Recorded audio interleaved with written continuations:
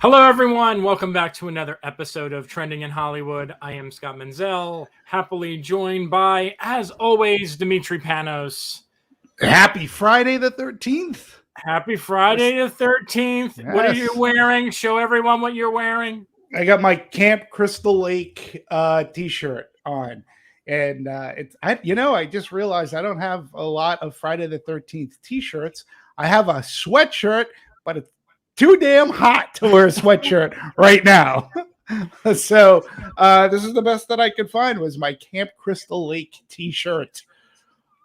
Well, that's awesome. Slashing Happy Friday the into 13th. Do a marathon today if you have the movies at home. I'm sure they're going to be on one of the cable channels if I had to guess today. And I do have the movies, so I'm good to go. All right. So today we're going to do a little bit of a different show, which is going to be kind of surprising and almost like a throwback to what we used to do over at Popcorn Talk, which was like a movie review show for the first half of this. And then we're going to have the second half. We're going to be doing an interview with Vance Kelly. He's a movie poster designer. He's an illustrator. He's one of the best in the biz. And he'll be joining us, and we'll be talking to him in real time. So if you have any questions, pop those in the chat when he comes on, and we'll be happy to put them in the conversation. So should we start with the negative, or should we start with the positive? What should we start here with? I say we start with the negative. Get the negative out of the way, push it through, and then go into the very positive, because that's what we all need right now. So that's what I say. All right, sounds good. All right, so to fill you in, if we're this is interesting. We would not expect this to be the negative review in normal situations, but the movie, of course, that we're talking about is Respect. And this, of course, stars Jennifer Hudson as the incredible Aretha Franklin. And I had the privilege of seeing this a couple weeks ago. And I had such mixed feelings about it. Just the best way to put it out there is that you have someone like Jennifer Hudson who delivers such an incredible performance when she's really on, and when she's being Aretha and she's being able to embody what it means to be Aretha Franklin. She's so great and almost Oscar worthy in a lot of ways. And then you have the movie and some of the supporting cast and the direction, and you see something that is like a made-for-TV movie, and it sort of takes everything down. And then you have some performances that range from very, very good to like, oh my God, what is going on here? What movie is this person in? So without further delay, I'm going to let Demetri chime in on what his initial thoughts were on this movie. Yes, I saw the movie this past week, and I will say, so Respect wants your respect, and it does work hard for your respect, but respectfully, it doesn't earn your RESPECT at all. I looked at this movie. There was two movies in one. The first one, a clunky written-for-TV movie with a very mixed bag of performances. As you said, they range from very good to laughably bad. I'm going to stick with the performances for a second. First off, you cannot take away from Jennifer Hudson's performance here. She embodies the Queen of Soul wonderfully and beautifully, and she does an amazing job. Of course, she can sing, and she belts it out. You had Forest Whitaker, who was fine. There are two women who play her sister, Aretha's sister, and they were very good as well. However, Marlon Wayans in this movie was laughably bad, and it's rare to see a performance that is so bad that it brings everybody else around the character down as well, including Jennifer Hudson. And when I say bad, he spoke with an affect that reminded me, zoned into a scene from Beverly Hills Cop where Eddie Murphy as Axel Foley is mocking a cop who said, "Yeah, I don't think we're going to fall for the banana in the tailpipe." And Eddie Murphy's like, "Oh, I'm not going to fall for the banana in the tailpipe thing." And that's how he spoke Marlon Wayans, that is, throughout the entire movie. And there were scenes like where he says lines like, "If you sing for me, I promise you it'll be the best night of your life." And I was in tears with laughter. It was so unintentional. And literally it brought even Jennifer Hudson down. So I don't get what's going on. And again, it was, you would mention TV movie-ish as well, because it's things that we've seen so many times before. Um, you know, young age, abused, um, hits the bottle hard, has demons to overcome, and then tries to overcome the demons, has bad people in her life, very good people in her life, showcases a talent like nobody else, and makes it. It chronicles from age 12, I believe, 12 or 13, up till the iconic gospel album that was recorded at the Baptist Church here in Los Angeles. Pardon me. And that part of her life was amazing. And that's where a lot of her hits came from. I actually would have liked to see the revitalization of Aretha Franklin when she comes back. I would have loved to have seen her make it into movies like The Blues Brothers, which there was a photo with her and Jake and Elwood, John Belushi, Dan Aykroyd. I was very happy about that. But I wish it didn't feel so cliched. You talk Oscar nomination, and look, after how many years ago was Judy at this point? Was that 2019? It was 2019, Judy, yes. Right? Judy, too, is a very, it too was a very mediocre movie. Yes, it was. But yet Renee Zellweger was still able to eke out an Academy Award. So if that can happen, attention will be paid to Jennifer Hudson's performance as Aretha Franklin, which I believe she, at the very least, will get nominated for the role. But I really think that nothing else in that movie is deserving of the respect. So, yeah, it just wasn't. I agree. I mean, I told them about that as well. Because I sort of have dual roles, right? Like they sort of ask me to go see things now, and they kind of want to know what I think a movie's chances are in terms of a conversation in awards. And I told them straight up. I said, Jennifer Hudson is the only thing in this movie that has any chances of being nominated. If someone tells you that Marlon Wayans or costumes or score or cinematography, it's not going to happen. I mean, I would literally put $100 on the table right now saying that it will never happen. And I'm not even sure it's a sure bet for Jennifer Hudson, just because we are so early in award season that I haven't seen anything else besides maybe 2 or 3 movies that are going to be in that, conversation right now. There's literally, ask me in a month from now, after I came from Telluride and TIFF, and I'll let you know if it's going to still be in the conversation. Yeah, and let me ask you, Sky, I personally think it was deliberate of them releasing the movie this early so that they can get this Jennifer Hudson Oscar award machine rolling. Get it going now. Get her in the press. Because as you said, I also think that who's putting this out? Is it United MGM, Artists. right? United Artists, yep. Yeah, I mean, I think they also know that right around the corner could be stronger competition. And not that I would be upset if Hudson gets nominated. Again, she has a gift. And again, she was asked by Aretha Franklin before her passing. She was personally asked that she play Aretha from Aretha Franklin.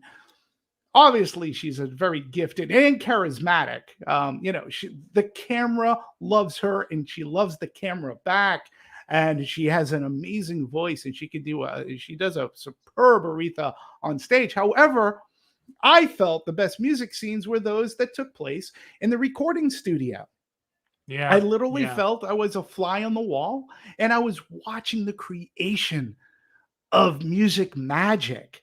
The way that, and again, Jennifer Hudson knows this and how this happens herself, just from personal experience. And I felt that collaborative music effort happening. There are other scenes, though, that concerts that I felt, there was something at Madison Square Garden where she's playing, where she's doing Respect, and it lacked the energy that one would expect, that after the song you'd applaud, Yeah. right? Yeah. So I also think it should be noted I was a fan of Mark Maron in this movie, albeit he seems to play a similar role in other kinds of movies, but I thought he was really good in this movie. He kind of stuck out for me. Again, nominatable. I don't know. I agree with you 100%. Hudson's the only one that I can foresee with the potential of being nominated from this film. Yeah. I mean, and the last thing I want to say from this is that, and it's such a weird thing because my friend Fred Topal brought this up and he used it as his headline for this review was, after you see a movie like Walk Hard, the Dewey Cox story, it's very hard to watch biopics that follow a very traditional formula. Because I every time I watch one where I feel is very generic, I literally go, he's like, you don't want no part of this shit, Dewey. You don't want no part of it. And I'm just like thinking about the demons are coming for you. The demons coming for you. I can't help it. I Agreed. mean, that goes to show you how good that movie is and how good it is at mocking these movies. That I can remember it. Sure. One more thing, not that I want to harp and pick on the guy, but Marlon Wayans too. He just played swarmy, throughout the moment charm, you see him, without charm, there was zero charm, and I was like, Jesus Christ, there's got to be something that she's attracted to in this guy, because it was as if the PAs came on set holding a camera, going, he's the bad guy, he's the mean guy, he's gonna beat her, and there was just no question about it. Another problem with the script, though, is in that scene, which is early in the movie, her sisters come over to her and go, you shouldn't be going with him. And one goes, do you know what he does? And Aretha goes, yeah, I know what he does. And I sat there going, well, geez, could somebody clue me in on what he does? Because I have no clue why he's even in this movie. Like, what does he do? We never really find out what he does. And there's another character too that, again, there's very little, there's zero to no backstory. It's almost as if the movie figures that who these people are, and I don't.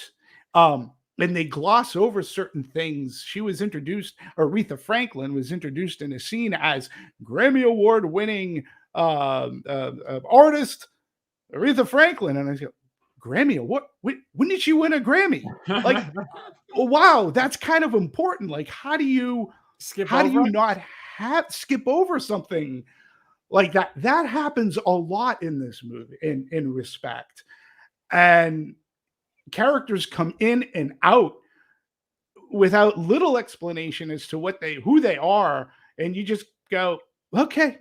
And you should mention the fact that the movie runs 2.5 hours. So there's no real excuse for why this happens. No. It's not like there's a shortage of runtime. We're trying to get everything into a 95-minute runtime to make it nice and tight. It's not. Right. It's not nice and tight at all. Scenes go on forever. There's things that make no sense why they're in there and why other things are skipped over. I mean, the movie also... Again, I know we got to jump on, but I feel like we haven't talked about this movie. So the PG-13 rating 100% hurts this movie.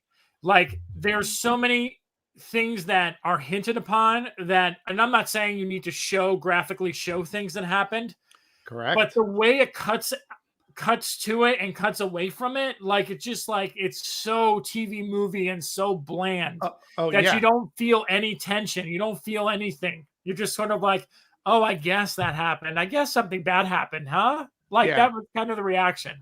Yeah, and then characters show up a little bit later on. You're going, wait, what the hell? Yep, Like, yep. wait, what did I miss? And then you go, oh, okay. I guess you're right. And again, it reminded me. There were parts that actually reminded me of A Star Is Born, Right.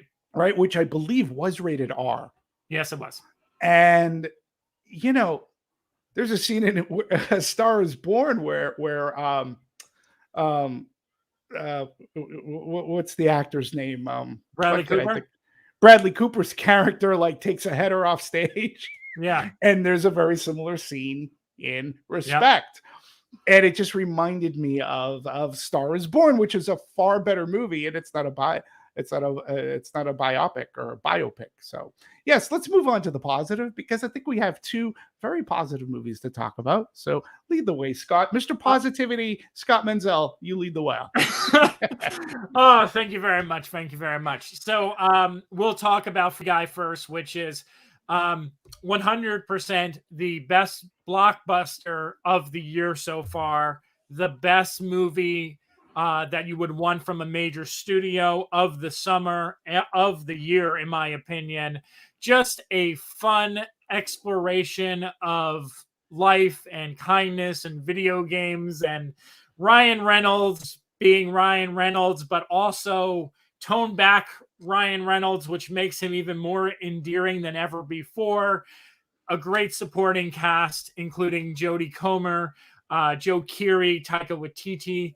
I had a blast. Some great cameo. If you want a movie with great cameos, Free Guy will deliver those, and a great message. I know Dimitri's going to talk about it. I'm not going to take too much from him on this, but a No, great please movie do. that celebrates joy and just living life to the fullest and kindness, which I think is so important Kindness. to have today. Yeah, this movie is my favorite movie of the summer. It has bested the Jungle Cruise, which I had a lot of fun with until I saw Free Guy. This movie to me is it's like Ted Lasso meets Ready Player One. You're so right about Ryan Reynolds. He's actually quite fantastic in this movie, and the theming, the messaging of this video game movie about being a background character and wanting to and realizing that you can level up in life through positivity and helping, and you don't have to be a superhero to do it. You just have to have kindness, positivity in your heart to get it done. Look, I really think that the movie is released. It's a blessing and a curse. I think it's released in the right time because we are surrounded by such negativity, and this movie goes off to show, wow, through positivity, you can level up in life just as you would level up in a game. And this free world playing, I've played a few of them myself, things like Mass Effect or Knights of the Old Republic or Fallen Jedi. I believe that's what it's called. And you have choices as a character. You can be good or you can be bad. Now, personally, I always like to be good. I always feel guilty if I kick if I kick a video character down. This movie is set in a world like that, and this blue shirt guy is the hero we actually kind of need right now. And I really loved it and the performances. You mentioned Jodie Comer, I thought, as Millie. She was fantastic, and she was a wonderful romantic, I don't want to necessarily not a lead, but I don't know, of romantic interest. But I should also say that Joe Kerry, who we know for Stranger Things, it was so great to see him in a movie, and I'm glad that people utilize this kid because he is really good. we've neglected thus far to talk about the romantic aspect of this movie, which works. It worked for me. It's like so And it has a much. dual romantic thing going on. Absolutely. Absolutely. But it works. And it kind of sneaks in. And when you go, you just go, oh, yeah. I can't stress this enough. It is exclusively in theaters. So I would say see it in theaters. Oh my God. It looked and sounded so great. And it has a really kicking soundtrack too, right? Oh yeah, Mariah Didn't you Carey. think? Yeah. I mean, probably the best use of Mariah Carey song since Love Actually, you know? Yeah. And the other supporting cast, like Little Rel Howery Oh yeah, Little as Rel's his great. best friend.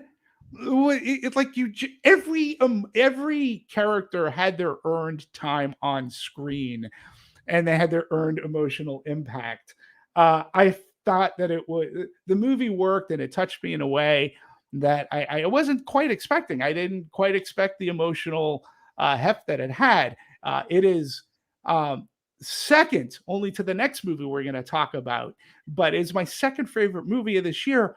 I know people are not going to look at Free Guy as an Oscar contender, except for maybe special effects, which were fantastic. Yes. And they were used in such a way that they didn't take over the movie. They were part of the movie, and they were even used for sight gags and things. And it really was, it was great. But I would like to see it get more. Like, if the Academy really wants to help in reviving the movie-going business, they have to pay attention to movies like Free Guy and the movie that we're going to talk about, because I think these movies are going to resonate, particularly today, with audiences in a very positive way. And you could be a gamer and you're going to get all the gaming references, and you're going to go, because I sat in an audience of gamers. They recognized a lot of the people who made cameos, who are those YouTube gamers who gain their likes from just playing video games. I don't get it, but whatever. And it was the first time. It was the first time this year where I was inside a movie theater, and when the movie ended, there was some applause. I'm not going to lie, it wasn't thunderous applause, but it was applause nonetheless that I noticed. And I'm like, God, that says something. Do yourself a favor, folks. Get the hell off of your couch. Go see Free Guy. Have a good time. Let's make the box office for this work. It's exclusively in theaters only. Okay. You won't be upset that you did so. No, I agree. And I also just want to add, I think a lot of people always shit on Sean Levy. And I think Sean Levy makes great family movies. I mean, Night at the Museum, I know they went on like they weren't as great as they went along, but the first one was really great. It was kind of groundbreaking what it did. Ben Stiller, Robin Williams. I mean, Rami Malek was in the second one. I mean, there was a great cast. Amy Adams. I mean, so many great people, and that was a really fun movie. Again, not an awards movie, but just a fun, great time at the movies. And then you had Real Steel with Hugh Jackman. I mean, that's another great movie. Again, another under the radar movie. That's an under the radar movie for sure, but it's really good because it has that heart and heft from Hugh Jackman. Is that it was really good. And this is like, but this to me is like his best thing. Like, this is like, I mean, every movie he's made, I think you can look at it. You could, of course, there's something you can pull apart if you want to be negative towards it, but this to me, he just gets better and better as a filmmaker as it goes on. And this is his strongest film to date. And I agree. I want people to see this movie because this is, again, we always talk about original ideas in Hollywood, right? And I'm not saying that this movie doesn't borrow from a bunch of other things, but it's still not a part of like some universe or some franchise. It is its own thing. So, and it's something that appeals to everyone who loves those things. So like, it's a win-win across the board. Yeah, and again, notice, as you said about Ryan Reynolds, listen, this guy, he took his dramatic route. He was in movies like Buried and things, right? He's really built throughout the years this persona, and he can do comedy. Obviously, Deadpool through the roof. Nobody better to play the character. But you take note of him in this movie, and it's hard not to love the guy. It really is, and like he plays every man perfectly, and that's what this character is. When you think about it, he's a free guy. He's every man, and he's the background character that comes to life. He's, I think it's one of his best performances, to be quite honest. His best performance since Waiting. Yeah, Oh. he's fantastic. Yeah. On that note, Demetri, we're switching On on. that note, it's a good one, Scott. All right, and then finally, Coda is finally here. It is streaming on Apple TV Plus. If you have the subscription service, highly recommended. But again, do yourself a favor. If it's playing near you, see this on the big screen. See it with an audience. See it with a crowd. It is a crowd-pleasing movie, which means that it is made for the big screen to see and experience with people around you. Listen, this is my favorite movie of the year so far. I've seen it 2 or 3 times at this point. It gets you choked up every time. It's hopeful. It highlights the deaf community in a way that we have not seen, where almost 50% of this movie is in subtitles. And you get to see deaf actors being portrayed as real human beings in an everyday type story. Yes, people are going to say the direction's not flashy, the performances are not showy, but that's what makes it great. It feels like you're watching everyday people. And if we're going to celebrate inclusion, we need movies like this. We need movies that show people in real life settings doing everyday things and overcoming real world obstacles. And Amelia Jones is phenomenal in this movie. Everyone in this movie is phenomenal. It has a very small cast, and every single one gets a moment to shine. And this movie, to me, has one of the best scenes of any movie I've seen so far this year. And all I'm going to say, it's a moment between a father and his daughter on a truck. And I mean, it is just beautiful. Yeah. Look, we've talked about this movie. This is, I believe, the 3rd time. Yeah. But I can't push it enough, right? And I cannot push it enough and stress enough how wonderful and beautiful Coda is. It'll make you well up. It really will. The scene you're describing is fantastic and so heartwarming. It's amazing to me. My favorite scene takes place at a recital. Look, this is under the beautiful direction of Sian Heder. I believe that's how you pronounce her name. And not only is she from a fellow Bostonian, but she crafts this movie and does things that are unexpected in a way that makes the audience not just listen, but feel without sound and recognize something. And where you think a scene could do the obvious, she does something else to show the audience a different perspective. And I thought that scene at the recital was wonderful. And again, it's a hard movie not to well up in. I think that, we got to give this cast a little bit of credit, right? So Marlee Matlin and Eugenio Derbez are probably the most recognizable people in this cast, right? But the kid that plays her brother Leo, Daniel Durant, fantastic.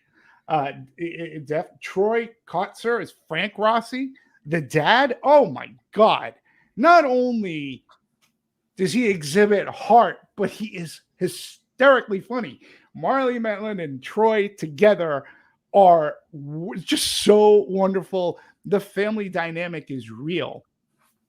And you get it, but you also get the rich irony that they have the one daughter who can hear, right? who wants to do music, and she wants to try to make that her life. And she's doing this amongst a family who can't hear at all and have never heard her sing.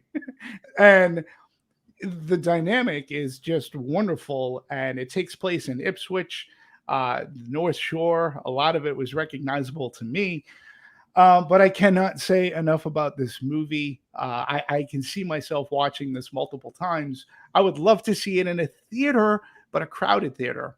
So go see Coda. Please do. You'll say, hey, thanks. You'll say thank you to both Scott and myself. So that's the Coda right there of our movie reviews. Right there. That was Coda. actually perfectly timing, because Demetri, you can continue and you can introduce your guest who you got ready before we put them in. Sure. Well, okay, folks. I would say within the past decade or so, these alternate movie posters have popped in popularity and in pop culture.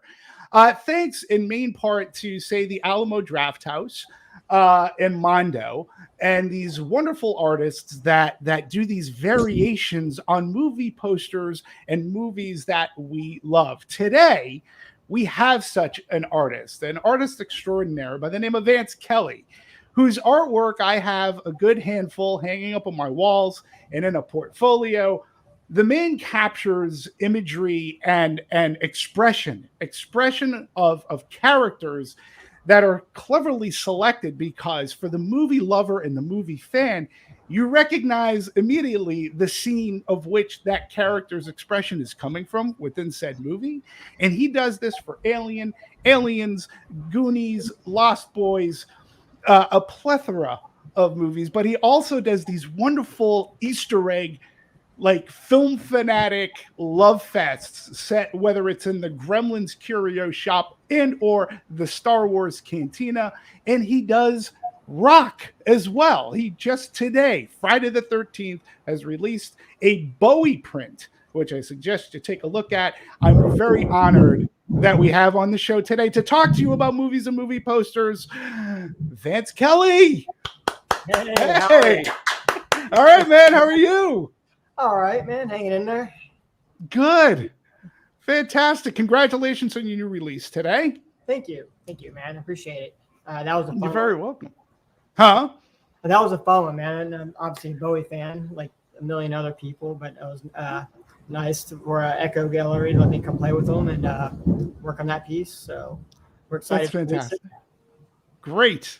Well, it is a beautiful piece. And if you're a music lover and love Bowie, I highly suggest you check it out and buy a copy. So Scott, do you have any questions?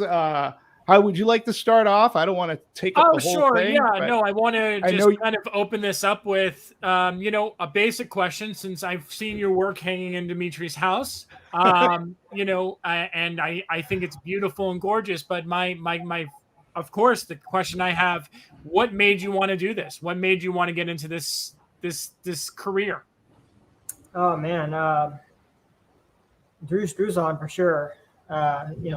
Grew up in the 80s and like late 70s and 80s, and I remember seeing Star Wars in the theater, and we were pretty jazzed about Harrison Ford. And then we heard that Spielberg and Lucas were working on a feature film together. And when Indiana Jones came out, some friends and I rode our bicycles down to our local theater, and I was about 10 minutes late for the movie because I was in the lobby looking at this poster Drew Struzan had done, and I thought it was the most amazing thing I'd ever seen.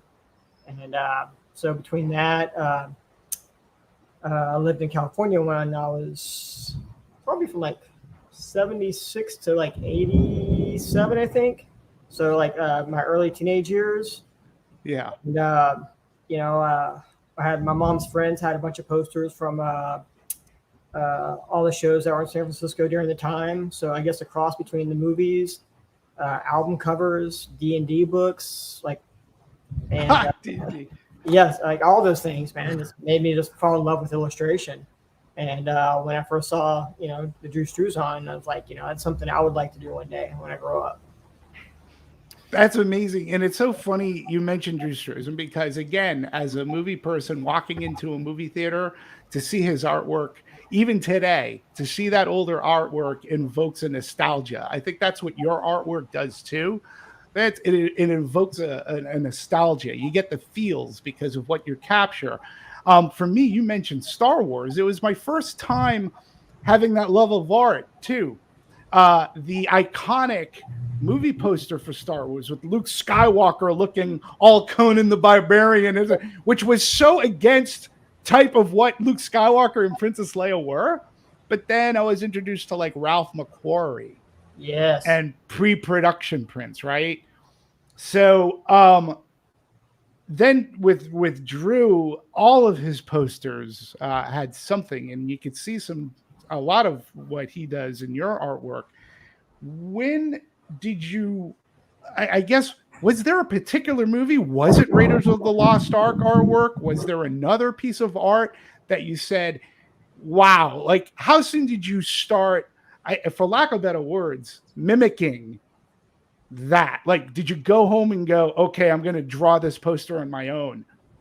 Like, was there a movie that did that for you, that inspired you, or artwork? There were actually plenty. I think it was Bob Peak who did the poster for Excalibur. Mm. And when I saw that as a kid, I remember drawing that over and over again, because I was, in love with D&D and all things barbarians and Conan and Rosetta. And actually going back to that Star Wars piece you mentioned, that was from the Hildebrand brothers, I believe. And I had first seen their work when they did, I think, a Lord of the Rings calendar a friend of mine had. And those guys, the two brothers were amazing. And I know one of them passed. And at New York Comic Con a couple years ago, I got to meet the other brother and see him paint a little bit. But just seeing those guys' artwork, as a kid, I thought it was like the greatest thing ever. And, I wasn't really big into sports or, right.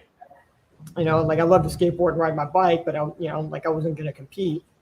But, a pencil and pen made sense. And so I remember, reading comic books as a kid, and then the D&D books, and then the D&D book covers right. I crossed over to like some of the stuff I'd seen in like movie posters, like Bob Peak style. And so anything like sword and fantasy, sword and sorcery, I was super interested in at that time. And so I draw it over and over again. And the movie posters, I think it was the Excalibur poster was the one that I tried to draw. And I just wanted to, I thought it was really cool seeing Arthur's son and the golden armor and all that, and the way he lit up the poster. So hopefully that answered your question. But I think that was probably the first poster. Oh, it's a beautiful poster. I want to talk about, I worked at Lionsgate for the better part of a decade, and I was part of. I worked in theatrical distribution, but I oversaw in-theater marketing. So we had to get the posters out. To me, I always believe that posters are a major part of movie marketing, because as a kid, it was one of the first things that drew me into the movie. It's sort of kind of like, it falls under the category of never judge a book by its cover, because I saw movies. Scott, come on. You have to agree with this. Never judge a movie by its poster. No. One of the things that I was going to actually ask you, Vance, is like, how do you feel about the evolution of movie posters, right? Because to me, I look at movie posters now and I laugh, because in the 80s, as a kid of the 80s and, video store days, right? Yeah. You would literally go into a video store and look at a cover of a box. And you're like, this has a cool box. I'm going to rent this movie because this cover is awesome. And then you have the Marvel formula and the Star Wars, recent Star Wars, and now the Dune poster. Everything just looks like they're just swapping out heads. Everything looks the same. So I was going to ask you, how do you feel about the evolution of movie posters? Are you sad to see how lazy it has become instead of what your work showcases? Because I think your work is a lot better than a lot of stuff that I'm seeing released by studios. That's high praise. Thank you. I think someone referred to it as the character bouquet. The head. And like, obviously, like I was in the 60s and early or whatever, the movie in the 70s, the movie posters were still like hand painted. And then I remember hearing stories about Drew Struzan like sending like artwork that was still wet, like the oils were still wet, off the print. And I think there's a craftsmanship that was involved. And then Photoshop came on the scene, And like, I work in Photoshop, so plenty of love for it. And like, but I love seeing images that are illustrated, seeing the artist's hand at work. And so it's weird, it was thanks to guys at Mondo that had got a hold of us, a lot of gig poster guys that were still doing illustrated posters, like Kozik and Coop and all these other guys. And then several other ones that came on the scene. But we loved the illustrated movie posters of the 80s. Like, like when the 90s came around, like, the photos were great, but I still love seeing, selfishly as an artist, I love seeing another artist create, something that looks like a book cover or like a fine oil painting, or like there's an art and a craftsmanship to the posters that they used to have. And I feel like they kind of got lost. But however, it seems like it's coming full circle because a lot of the movie houses are going and out and seeking those artists who've been doing the alternative movie posters and asking them to come on board. So they're not necessarily the main posters you're going to see, but they're like companion posters or alternative posters.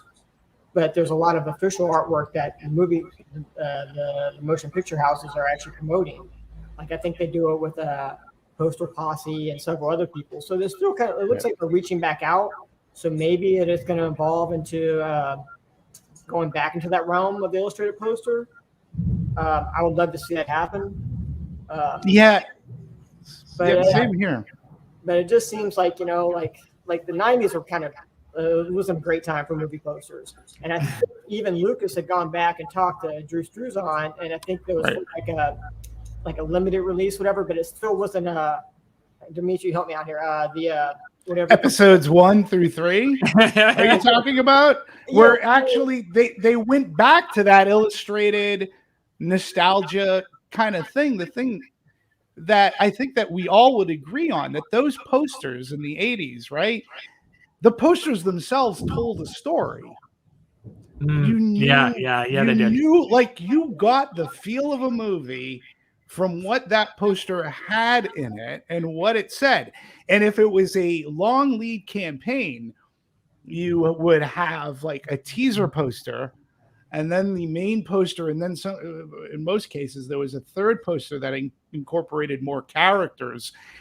They were, again, you got an amazing sense and feel from the poster. This is even before you watched a trailer. I think going back to the 70s is a great example. One of my favorite posters of the 70s is Animal House. Right. I mean, that is a National Lampoon magazine cover, but it tells you the story of Animal House in every frame in that house. Also, The Exorcist is an amazing poster. Right. Halloween was an amazing poster, and what it evoked. Superman the movie, not only was it an amazing poster, but it combined beautiful art, the beautiful Superman logo, along with "You Will Believe a Man Can Fly." There was a creativity in the late 70s too, in the 70s. Jaws, what that was able to do with, in a sense, the Photoshop of the day.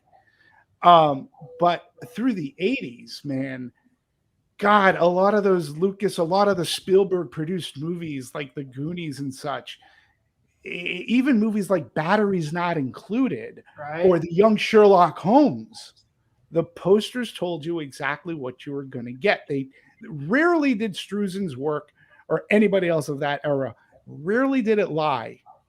And today, I mean, I can look at a poster. The closest I see today is the Jungle Book poster, which is an illustrated poster. And it captures that, at least it captures the spirit, and it goes for that. I know Lionsgate, Vance, you've worked with them, and you did Spiral, and you've just done, what is it, The Wicked 3 or something? The 3 from Hell.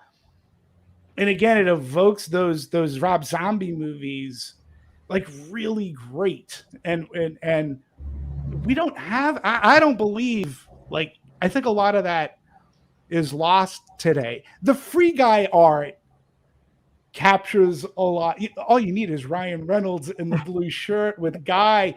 It does a good job. But I think as of today, like Jungle Cruise is the closest that captures anything of that throwback 80s kind of feel.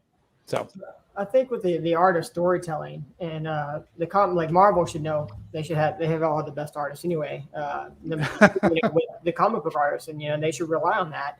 And whereas the comic book artist has several like 30 pages or whatnot to tell the story, their job as an illustrator for a poster is to tell the story in one scene. And you don't want to give it all away, but you want to give hints about the film. You want to include like small Easter eggs. So after you've seen the film, then you look at the poster and go, okay, yes, that was there. This is one of my favorite moments. But before the poster, before you see the movie and then you see the poster, it should give you a sense of what the movie's about, or should tell some of the story without giving it all away, but to pique your interest in it, because you got like 30 or 40 seconds, with a viewer, if that. And, right, if that. Yeah. And so I love a good trailer and all that, but posters, you have time to go back and you can kind of assess it. You can go through and there were some great artists from San Francisco in the 60s and early 70s that came out, and they did a book, and it was basically it was one story, shots of like Lord of the Rings, the King of Belfast's Daughter, and all this other stuff. But these these illustrations they did, and the Hildebrands do it as well, were so amazing. You can go back and look at it 4 or 5 times and keep finding something new in there.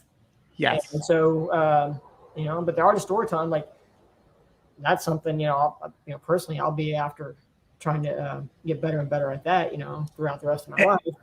But some artists have it and they got it in spades, and others, struggle.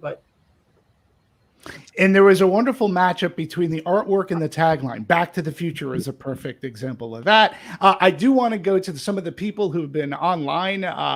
You have some fans. Yash has been throwing out some great examples of posters. But let's talk Stuffed Burrito Entertainment. Vance, you'll like this. How people say you're doing God's work. Vance is doing movie God's work. Well done. Look at that. Yeah, appreciate that. So, Scott, could you bring up? You had a thing that had an Alien poster and his Bride poster. I want to talk about, because I have both of them. There you go. Again, if you look at these? If you look at these posters and even the Dark Crystal, I think what you do is amazing, because it does capture the spirit of the film. And as a movie fan who loves the 3 movies, I know exactly what scene of which reaction you're getting in each poster. You look at that Alien poster and it's gorgeous, only to be followed up by the Aliens print that you have. That's similar but different because it's aliens. But I love this one that you showed me today. Amazing. This one I love. Yes. This I love. It's fantastic. Yeah, I love this. And even as a movie fan, I've looked, and there are things that I still don't get, and I'm sure there's plenty that I don't see. As wonderful. I got most of them memorized. So how come you don't include a legend? I have your book, and you don't include like a key. It says somebody put one together online. I wish I could find it who did it, and someone actually took the time to actually write a key for it. And I was just like, man, where was this at? I was like, but I have a text list. I'll have to email you. Yeah, it's great. I love your Bride of Frankenstein print is probably like the best of that. I was bummed that I couldn't get the goal of the glow in the dark one. That sold out like that, but I got the regular print. It's a gorgeous print. I want to know what's your process from picking a movie to then, okay, how am I going to craft this? What image am I going to use? What's your process? That's a good question. It's a bit different with depending on the client. A big shout out to Hero Complex Gallery and Bottleneck and those guys. For letting they're helping with the resurgence of the illustrated poster, and that's been going on for several years. But those galleries are great. But so like with the Sci-Fi Cantina, I was talking with Adam over at Hero Complex Gallery. And Who I know, it's where Yeah. I met you. Yep. It's a great gallery, folks. If you're in LA, hcgart.com, Hero Complex Gallery. Give them a nice plug. But Adam and I were talking, and so basically this one was my love letter to sci-fi. And so I had list like there were probably like 100 other sci-fi characters I would have loved to add. And so we were trying to think of like put together a scene, and and so we thought it'd be great to put them in the Star Wars cantina, and then like have all these different characters that would have met or been associated or who could have found. And then with Bottleneck, like when I did The Bride of Frankenstein, just going back through that particular film, I rewatched it and I knew the elements I wanted to add. So it depends on the poster and what I'm trying to accomplish. But let's see. So to start off with, we'll go with The Bride. Like obviously I wanted to include Elsa and Frankenstein himself. And so I'll do like a pencil sketch, and I call it a pencil sketch. I used to sketch on paper, and then scan in my illustration, and then do line work in Photoshop, and then color, and then separate make separations for the process of printing. But with Wacom, they've come a long way. Because I remember used to be trying to draw in Photoshop with a mouse, and it was horrible. Like I could barely color with it. So I'd scan in my pencils, clean them up, and then ink, and then scan those in or clean them up, and then try and color. Pick and color. So you have to make sure all your lines are closed and collect areas, and select areas and fill. And it's horrible. And then they came out with the stylus, and the stylus is great. But then I spent 10 years looking here and drawing here. And then when they came out with the Cintiq, I'm like, oh, all right, this is brilliant. The thing turns 365 degrees. It tilts back and forth. And so I do all my sketching in Photoshop with the pencil tool. And it's great. I actually had a great conversation with Rick Baker one night. And Rick Baker? Like the special effects, makeup. This is like Harry and the Hendersons guy. Yes. One for my grandchildren. But yes. we were doing a show at HCG, and it was him and some of his family members and Joe Dante, which I was just freaking out about. But so I'm sitting in the gallery milling about, and Joe Dante and Rick Baker were having a conversation, and I didn't want to get in the middle of that, so I just walked away. So 10 minutes later, I got a tap on the shoulder, and I turned around with Rick Baker. It's not often you get to meet the architect of your nightmares. Like American Werewolf from London, still one of my favorites. Of course. And him and John Landis, like the dream team in Thriller.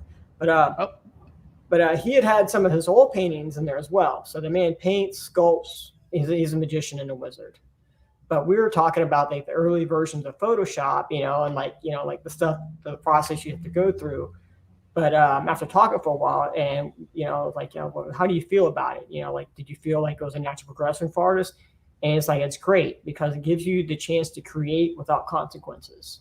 And so you have to try and do things in Photoshop and Illustrator because you can just turn off the layer, undo. So you're actually more brave in your decisions and the stuff you want to try. And it actually really helped me grow as an artist because, instead of spending 30 or 40 hours penciling and inking and then trying to do something new, and then there goes 2 weeks of work, I can just turn off a layer. And so it's brilliant, right? So you get to try things and do things you wouldn't normally do. And it's great for your learning process. And after talking with Rick Baker about that, it's the truest statement I've ever heard. That's the best thing about it. But, so I'll draw and sketch out or whatever, and then I'll submit my roughs to my client and then see what they think. And then with The Bride, had to go through Universal Studios. And so they're like, okay, well, Elsa looks great. Can we make Frank a little small or whatever? This is the text you kind of need. And they weren't super hands-on, but they're just enough, to let you know this is what's required. And it was really cool. To come back and hear some of their notes, what had to be changed and what didn't or whatever. And then I got to research the movie. And so I draw all the characters on different layers, and that way I can scale them, recolor them, move them around, and try and change angles. And it's almost like collage at that point. So you do all your sketches of your characters that you want to include, and then you can scale them down to wherever where they fit, and then within the design. And then I'll go back and I'll use inking brushes, and then I'll go through and color, and then and shade. And so that's pretty much my process. And then, so like if it's something for like line scale, whatever, I can paint, I can use like a million colors. I can do whatever because it's going to be digitally printed. Whereas stuff like I do with Bottleneck and Hero Complex Gallery and some of the other galleries, they do silk screening. So for people who aren't familiar with silk screen, it's one of the most beautiful forms of print.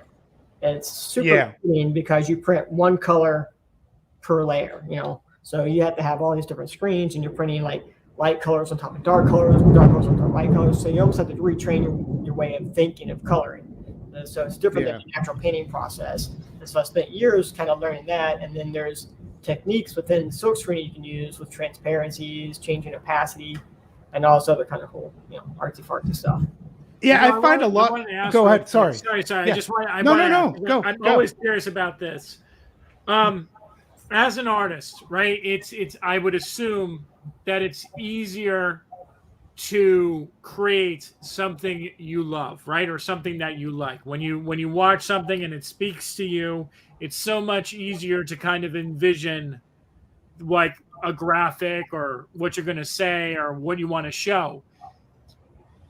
I want to know about the opposite. What happens when you don't connect with something and you're assigned to do it? How does that process differ? Well, sometimes like, you know, you'll be asked, you know, as an illustrator from a client, whatever, they might request something that either you're not super sure of how to do, or something, you know, you're not really fond of drawing, like cityscapes, you know, still my bane. You know, and they're really hard to do because it's repetitive geometric shapes, whatever. But it's also a chance to change your thinking up a bit, your creative process. So you get to tackle a problem in a different way. So if it's something you're not really like familiar with or that you haven't done before, it's problem solving. And so you have to like look at it and say, all right, it's not a challenge of, oh, I don't want to draw this, but how can I do this in such a way where it's interesting? And then there's likenesses. Likenesses are super, super hard. And a lot of times, you know, you want to make sure the person looks like the person. They don't have like one eye bigger than the other, or like a nostril like 2 inches above the other one. And, you know, and some people's features are definitely harder to draw than others. And so just practice. So I think I'm answering your question, buddy. Am I close? You're answering it. I think I was more or less of asking about the creative process of like, if you don't feel a connection towards something, does it make it difficult for you to kind of engage in that since you spend so much time on a drawing or a design? Sometimes there's you know, like if I'm doing an illustration and it's got plenty of elements that, you know, I don't want to draw, like cityscapes, right, or something like that.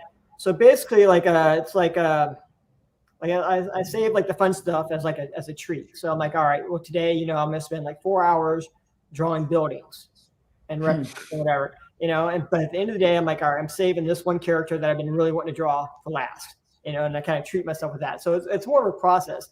And then, you know, I can't tell you how many hours of my life I spent drawing line after line after line after line.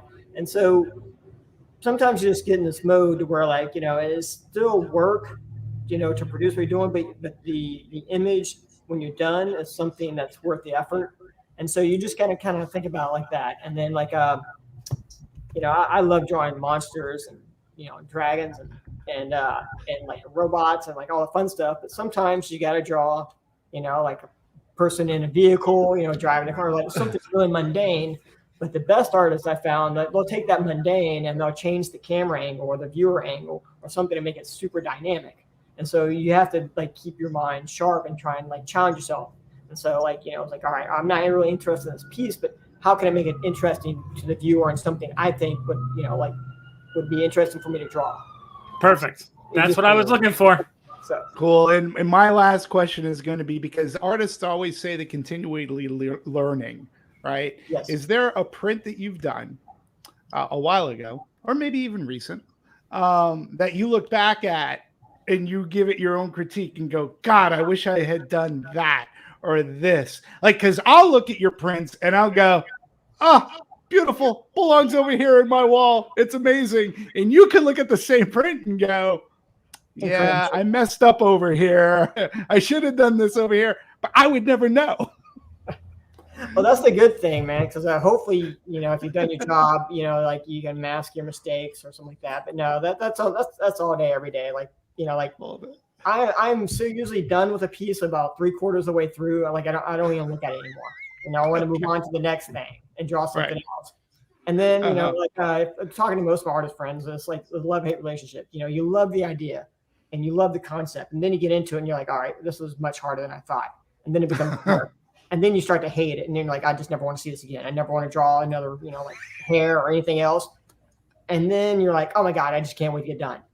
And then it gets done, and then it gets printed. It goes out in the world, and then you see like the print, or like what the printer may be like something amazing with the colors, whatever. And then you kind of fall in love with it again. You're like, okay, you have to spend some time away from it. Right. But there's almost every piece I did. There's something in there like I wish I would have done better. I could have done better. But unlike athletes and other people, and as artists get older, if we keep our wits about us, we can get better and better and better. And so hopefully by the time I'm like 80, I'll have my stride. Great. Well, I can say thank you so much for being on. Thank you, man. No problem. If ever you want to talk movies and what you might be working on and promote, let us know. But I can just say thank you. I think what you're able to provide, we're movie lovers. And I think trending in Hollywood is really, we have our thumb on the pulse, or our finger on the pulse of what people really love. And I know that this industry, this alternative poster industry, has just exploded. Even during the pandemic, HCG was doing a ton of business through online stuff and through their marketing. You see it now at every convention. That is one of the places where I've seen you. Any conventions you want to promote that you're going to be at, that people can go and meet you and pick up some of your art? Actually, this year, man, I love WonderCon. That's one of my favorite ones to come out to. And being in New Orleans, I don't, I either go to the East Coast or West Coast with conventions like. And I love New York Comic Con. Unfortunately, it just doesn't look like that's going to happen for a while until things kind of get sorted. But I started going to the conventions with Hero Comics Gallery, and then I met several other galleries, like the guys over at Spoke, Gray Matter, Bottleneck, and like all these other great guys, and these teams making these beautiful posters. And it's actually a love fest because I got to meet a lot of my favorite artists, and then hang out with them. And it's almost like art, like weekend getaway or camp or something. So you get to go talk shop with all these other great artists that you look up to and respect. And but now I wish there was something to promote right away. There's some more releases, with the galleries coming up, which would be great. Okay. I would like to say, thank you to them for the continued support and work. And then thank you to all the guys. Like I love movies and I like drawing artwork for movies. And I want to say thanks to all the studios and you guys and anyone who's bought a poster in like the last 10 years, So I mean, I buy toys all the time. The industry. So, and hopefully things start to clear up, and then I get to get out there and we'll get to see each other. Yeah, hopefully you're in LA sometime soon. Let us know. Of course, we'll be there. Thank you again for coming on, Scott. Final words? Yeah, thank you very much. I appreciate you. And then where can anyone go to find your stuff if they want to buy some stuff? They can either go to Instagram, my Instagram account. I check that pretty regularly. You can go to hcg.com. You can go to Bottleneck Gallery and check those guys out. And then I work with Echo, doing movie posters and collections. Cool. Those are like the 4 places I usually work with the most.